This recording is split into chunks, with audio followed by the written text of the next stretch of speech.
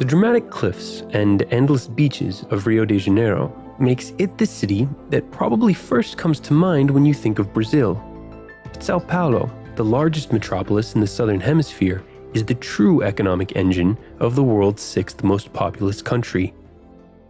In 1554, Catholic missionaries, with the help of indigenous workers, built a small village perched 750 meters above sea level and 70 kilometers from the Atlantic coast.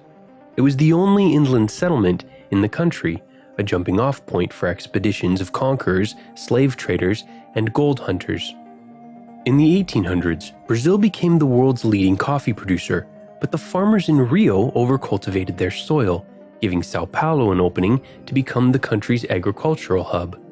As one of the few inland towns, it was closer than Rio to the plantations spread throughout the interior, and it was directly linked by rail to the port of Santos, making it the ideal junction for shipments of goods on their way to the coast for export. In 1888, Brazil's businesses adapted to another significant change when Emperor Dom Pedro II, regarded by many as the greatest Brazilian to ever live, convinced his people to abolish slavery. With their captive labor force suddenly free, farmers and industrialists turned to immigrants from abroad. Today, as a result, Sao Paulo has the largest population of Italian descendants of any city on the planet, including Rome, the largest Japanese community outside of Japan, and of course, significant numbers of Portuguese and Spanish. Many of these newcomers were skilled factory workers, whose knowledge helped Sao Paulo emerge as a manufacturing capital during the Industrial Revolution and World War II. Over a period of less than 30 years, the city's population exploded from 250,000 to 1 million. Steady growth continued through the century, passing Rio in 1960. Today, the population of the megalopolis, known as Sampa, is over 20 million. In many ways, it is a thriving global city, with the largest stock exchange in Latin America, a vibrant culture with over 100 museums, and dynamic performing arts spaces and beautiful parks. As part of football-crazed Brazil, it proudly hosted matches during the 2014 World Cup and is making significant investments in the next generation, with 850,000 students enrolled in higher education courses. Unfortunately, though, Sao Paulo's rapid development has also taken a heavy toll, with 4 core problems rising above the rest. The city's only major bodies of water are the Tietê and Pinheiros rivers. As the population grew, the government, plagued by inefficiency and corruption, struggled to meet demand for basic infrastructure. Without enough wastewater treatment plants, sewage from millions of people flowed directly into the rivers. Toxic waste from industrial facilities was dumped without limit. When new highways were built, the city laid them on the only continuous stretches of land left, the riverbanks, and then hid stretches of them behind walls. But even if you can't always see the rivers, their stench doesn't go away. When the Tietê is at its most choked, it is a biological dead zone as far away as Barra Bonita, 260 kilometers downstream. It wasn't always this way. The rivers used to be gathering points for recreation, distant memories that are motivating current rehabilitation efforts, which include projects to treat 100% of all wastewater before it enters the Tietê, putting an end to all illegal dumping, and teaching people how to care for their rivers and streams. The second major challenge is that 10% of Paulistanos live in high-density makeshift neighborhoods called favelas. While the buildings are typically low quality, most favelas are vibrant working-class communities. Some settlements, however, are little more than squatter shacks without access to electricity, sewage, and running water. To give these people a better place to live while improving the overall quality of housing throughout Sampa, the city has spent billions of dollars on a variety of programs. One experiment allows low-income residents to purchase new government-built apartments for affordable monthly payments of less than $100. It's a win-win. Ownership helps people become more financially stable while incentivizing them to maintain these spaces. This was my dream. I think it's almost as wonderful as having a new baby. It's all I expected it to be. It's not furnished yet the way I want it, but I dearly love this apartment. The downside is that the government has been building many of these projects far from the city center. Loreni has a 2-hour commute to work, and there are no local parks for her son to safely play with his friends. Lack of access to services plagues all of Sao Paulo because of how it developed. The best jobs are where the transportation network is concentrated, in the city center. And since that's also the most expensive place to live, lower-income people are pushed farther and farther out and have to spend more money, energy, and time getting around. The municipal government understands it must improve this situation and has unveiled an ambitious new master plan to better integrate lower-income areas with parks, transportation hubs, and jobs. Like much of the world, Brazil has a growing gap between its wealthiest citizens and everyone else. The top 1% of Sao Paulo city residents owns 45% of the property.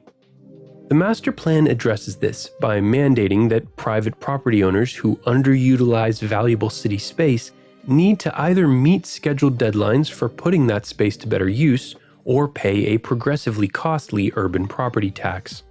The plan has been praised internationally, but the real challenge will be overcoming the powers that be to make sure it is carried out. This brings us to Sao Paulo's third major problem: citywide traffic jams that steal tens of millions of productive minutes every day.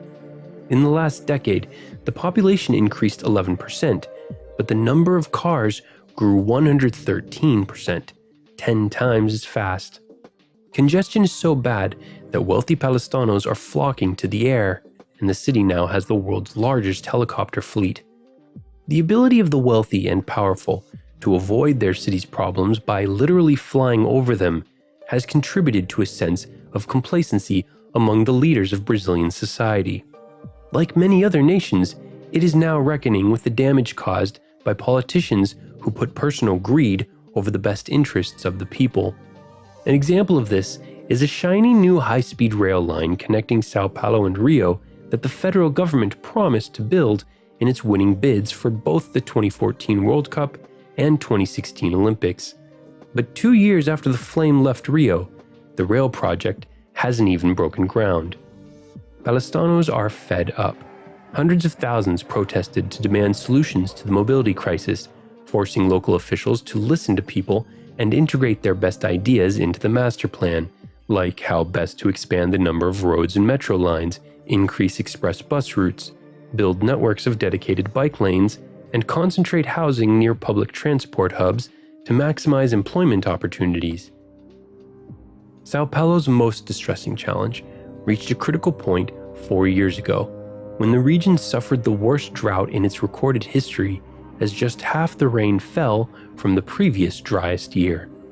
Without water to wash dishes, high-end restaurants served guests on plastic plates, and cafes couldn't brew coffee. As panic set in, fighting erupted in the hardest-hit neighborhoods, and emergency water delivery trucks were robbed. As the city's main reservoir dropped below 5%, less than 3 weeks' supply, the military feared the water control center could be overtaken by an angry mob. One service engineer remembered those terrifying days. "We knew that when people don't have water, they go crazy. We imagined what they would be like here with 21 million people." In the end, a storm arrived just in time to avoid catastrophe. Since then, other sources throughout the region have been tapped to give Sao Paulo a bit more supply when the next apocalyptic drought arrives. But some experts are warning that even more extreme dry spells loom on the horizon. The vast South American jungle has traditionally served as a biotic pump, circulating water down from the tropics through rivers in the sky that converge over southeastern Brazil, delivering reliable rains year in and year out. But decades of logging and agriculture have gutted hundreds of millions of acres of dense, mature trees, and every second, another 2 acres disappear. With less plants and soil catching and absorbing rainfall, there is less moisture evaporating as clouds into the airstream, and ultimately, less rain falling on Sao Paulo. The lifeblood of this megalopolis has been the 3 or 4 convergence rainfalls that have arrived like clockwork every year to fill the region's reservoirs. But as the frequency of these events becomes less reliable, so do the future prospects of the entire city. The remarkable fact is that 20% of the world's water is stored in Brazil, but the vast majority of it falls far to the north. With its rivers currently too polluted to drink from and development continuing to spread inland, there are limited options for bolstering its water supply by building costly dams or acquiring new sources through long canals. In the end, the people of Sao Paulo, just like the rest of us, are learning the fundamental lesson of the 21st century. To survive and thrive, our cities must embrace the most sustainable methods of development. The good news is that, with a clever master plan and citizens dedicated to taking action, Sao Paulo is hard at work on the long-term solutions to deliver a better life for millions of people. For TDC, I'm Bryce Plank. Thanks for watching.